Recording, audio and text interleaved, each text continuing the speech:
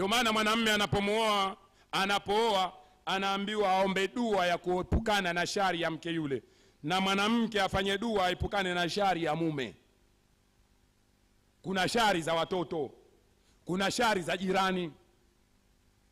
Hizi shari zimegawika. Kuna shari za mashetani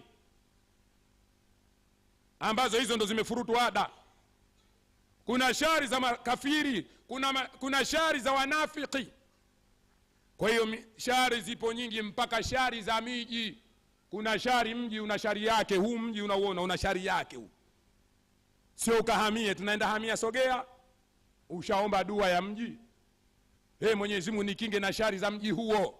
Unazijua? Uombe dua na unipe kheri za mji huo. Pana shari yake na kheri yake popote, hata kama itakuwa pahala popote, basi imekuwa pana shari yake na kheri yake. Uombe kheri ya pale na shari ya pale ikuepuke. Tunamwomba Mwenyezi Mungu atuepushe shari zetu, atuepushe nazo hizi shari zetu tulokuwa nazo. Maana hata mimi naongea hapa nina shari zangu.